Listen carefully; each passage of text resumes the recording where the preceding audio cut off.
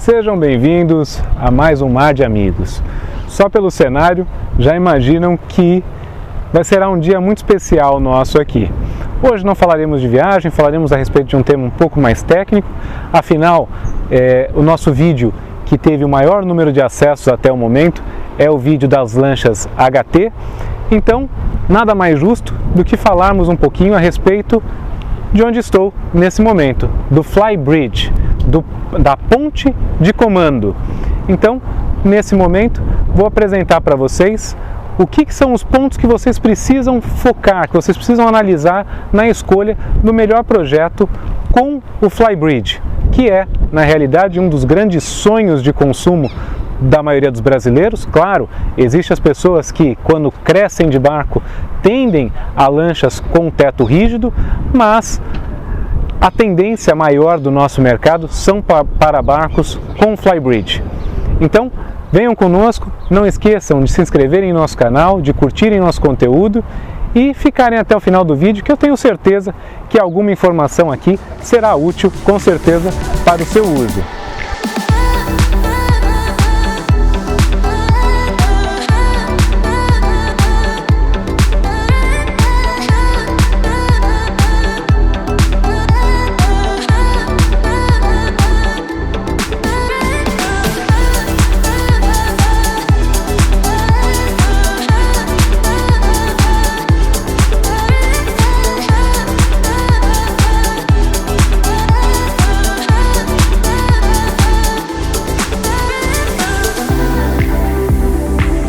Bom, agora aqui já na posição de pilotagem, falarei para vocês o primeiro item, e para mim é o essencial, é a premissa básica de tudo quando nós falamos de uma embarcação.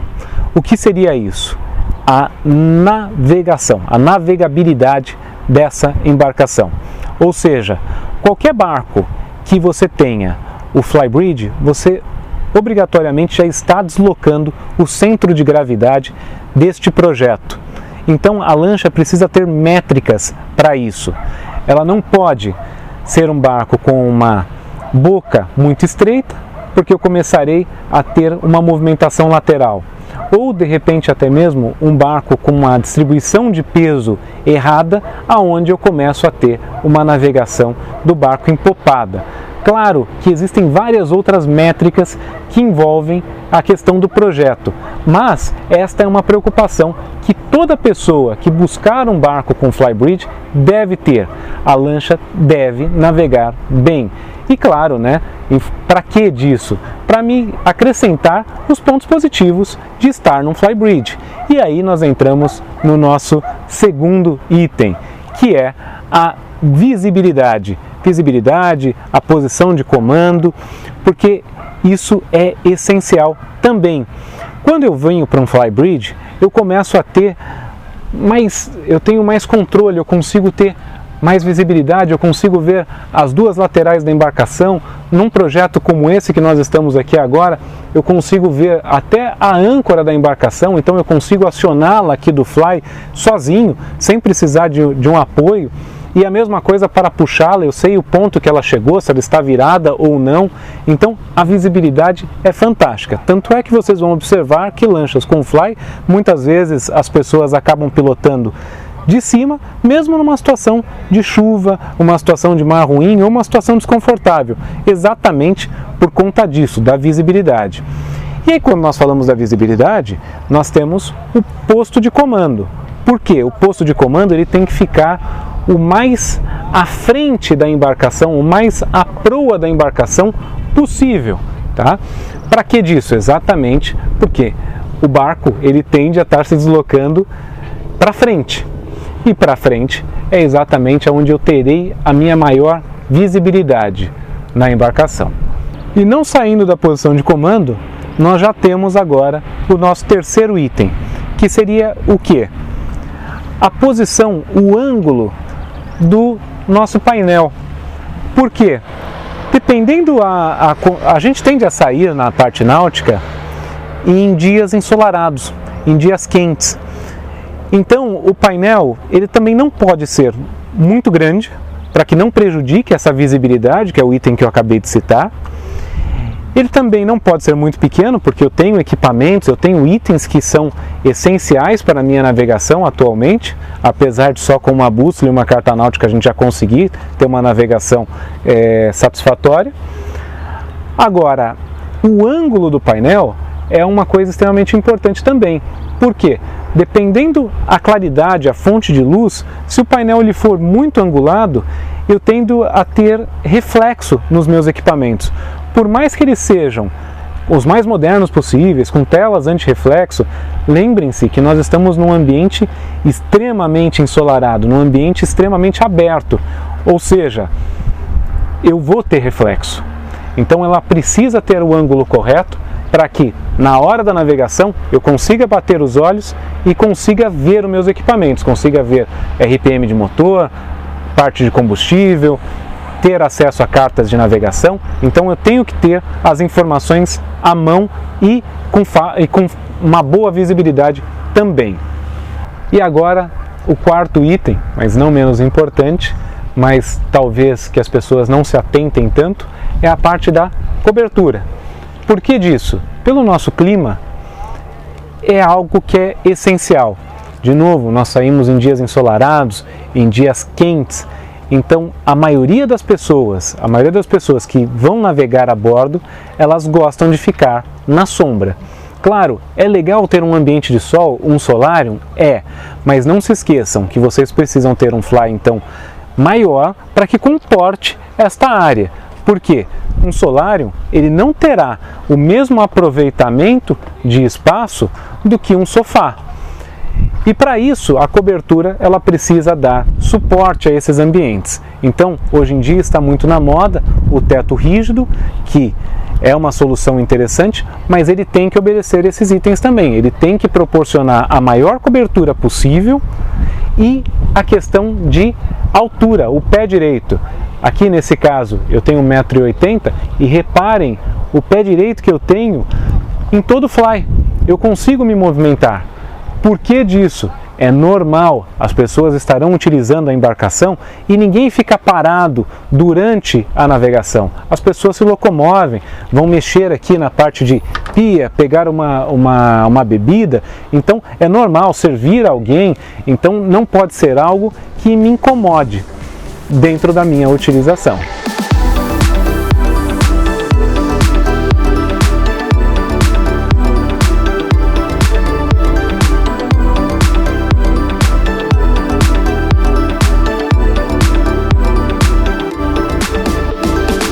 O quinto item é algo que eu imagino que vocês nunca imaginaram, mas vou mostrar para vocês. Só que, antes disso, não se esqueçam de nos seguirem e de curtirem este conteúdo, tá? Então, para isso, apesar de a gente estar falando do Flybridge, nós teremos que descer. Venham comigo!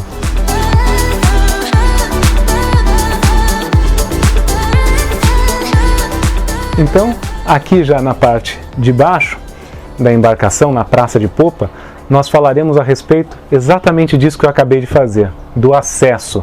O acesso ao fly é algo também extremamente importante. Por quê? Em uma manobra eu tenho que jogar um cabo, eu preciso colocar uma defensa, ou até mesmo, dependendo das pessoas que estiverem a bordo da embarcação, é muito mais fácil para acessarem este ambiente.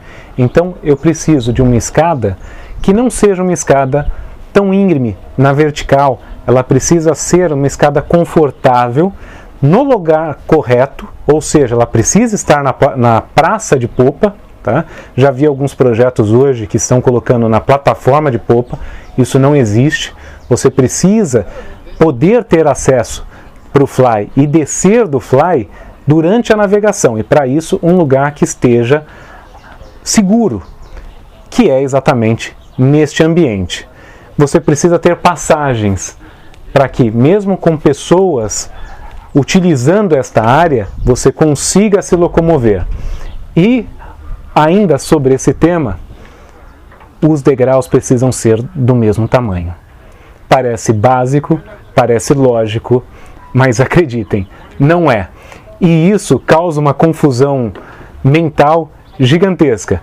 Porque se você tem degraus de tamanhos diferentes ou com espaçamentos diferentes, você tende também a ter uma possibilidade de um acidente muito maior. O sexto item da nossa relação é a extensão do fly. E para isso, mudamos de embarcação para deixar ainda mais evidente essas diferenças para vocês. Agora, quando falamos desse item, é interessante mostrar para vocês aqui o que seria o correto. O final do fly, dentro do projeto que seria um projeto ótimo, ele tem que se estender até o final, a última posição do assento da praça de popa. Então reparem que nessa lancha nós temos aqui um ângulo reto que segue desde o final do fly até a última posição do assento. Para que isso? Porque a partir desse momento eu consigo ampliar o meu espaçamento no fly, eu consigo ter uma área maior no fly. Agora, reparem que para fazê-lo dentro de um projeto correto, nós não podemos ter aquelas estruturas de popa, que em alguns barcos até nós apelidamos de forma carinhosa como os polydance, né? Que são as duas laterais, aqueles ferros que servem de sustentação para o fly. Mas, quando nós temos um projeto bem feito, bem planejado da parte de engenharia, vocês reparam que não há a necessidade de tê-los.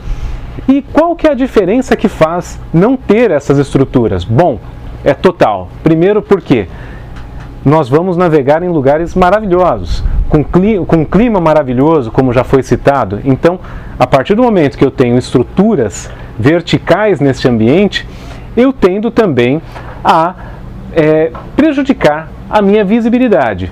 Outra coisa, na parte funcional, em algum momento eu tenho que jogar um cabo, eu tenho que dar um suporte para alguém que está na popa da embarcação. Então, sempre que eu tenho uma estrutura, ela me causa um certo desconforto dentro da embarcação. Quando nós falamos desse ângulo do fly, reparem também que facilita quando nós falamos do fechamento de popa. Esses barcos nós conseguimos fechá-lo aqui na totalidade e mesmo num dia chuvoso, em um ambiente onde não esteja tão agradável, as pessoas conseguem usar esse ambiente em sua totalidade. Ainda tratando sobre este assunto, podemos ainda citar a questão do stowbag, que seria, stowbag é uma marca, mas que na realidade seria o toldo de popa. E aí eu vou mostrar para vocês aqui o diferencial, porque quando eu estendo o fly o máximo possível, eu também consigo ter o stowbag na extremidade da embarcação. E com isso eu terei a maior área de sombra possível, fazendo o meu churrasco na sombra. Então aqui, reparem que com o stowbag, ele nem está totalmente aberto, mas por estar na extremidade, olha a área de sombra que ele me proporciona. Lembrando que este ambiente, na maioria das lanchas, é o local onde nós faríamos o churrasco. Então eu consigo fazê-lo totalmente na sombra. E até utilizando esse ambiente como uma prainha, ele funciona muito bem. E tudo isso proporcionado pela Fly.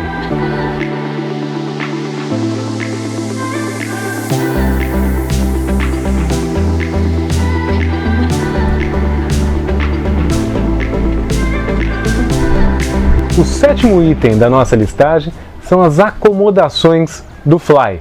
E para isso nós não podemos perder as nossas outras premissas, que são a parte de passagem a bordo, o deslocamento nosso, a acomodação das pessoas, a otimização desse projeto. Lembrando que as pessoas não ficam sentadas, então eu preciso conseguir me locomover com tranquilidade. Lembrem-se também que quando nós falamos a respeito de flybridge, há uma divisão de espaço. Então, normalmente, há pessoas na parte de baixo e há pessoas também na parte de cima. Então, não adianta nós, com aquele sonho, almejando um flybridge, nós temos uma área aqui que seja de pequeno porte, aonde fica só o piloto e mais 2, 3 pessoas. Por quê? Você está colocando as pessoas de castigo para navegar, tá? Então, eu preciso ter uma boa área de acomodação, aonde os meus convidados ficarão de uma forma confortável, curtindo esse passeio e conseguindo interagir entre si, tá? Aqui nessa lancha vocês vão reparar que nós temos um teto rígido, um hardtop, Assim como já citei da questão de sombra, vocês vão reparar que o sofá está posicionado nessa área de cobertura e nós temos uma área de sol, onde ficaria solários. Isso é muito comum para os barcos com hardtop. Mas aguarde, nós já chegaremos nesse assunto. Mas, tratando deste item, nós podemos puxar nossos próximos 2 itens. O nosso 8º item seria a respeito dos acessórios, porque por ser um ambiente a mais, nós conseguimos trazer itens de conforto para este ambiente. Então, vocês já devem ter visto em algumas imagens, onde eu mostro pia, geleira, ice maker, aqui a mesma coisa, e nós teremos também a opção de colocar em barcos como esse, churrasqueira, temos barcos de maior porte, onde nós temos jacuzzi. Então, há diversas opções para que propicie uma boa utilização desse espaço. Mas lembre-se, por mais que você queira um barco tecnológico, um barco onde você coloque o máximo de itens possível, ele não pode prejudicar a sua utilização. E o 9º item, que eu diria também ser essencial para a nossa utilização, é isso. Eu não sei se vocês repararam durante a minha fala e a minha movimentação, é não ter desníveis, não ter degraus nesse ambiente. O fly de uma embarcação, de um bom projeto, ele está em um ambiente único.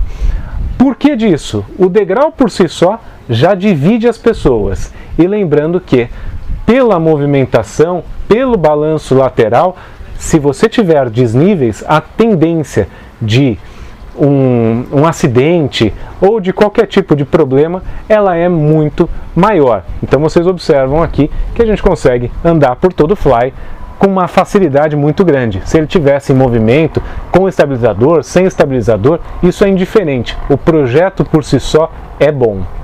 E o nosso 10º item e o último, agradeço a vocês por terem me acompanhado até aqui. Não se esqueçam de se inscreverem no nosso canal, de curtirem o nosso conteúdo e de dar sugestões a respeito de itens para que a gente possa fazer mais vídeos como esse. E agora, o ponto que muitos talvez esperavam. Nós vamos falar a respeito do hardtop. Então, o que é a estrutura rígida, né? Um teto rígido que nós temos no fly, e o que você deve se atentar em um barco que tenha o hardtop. Primeiro, a questão das estruturas.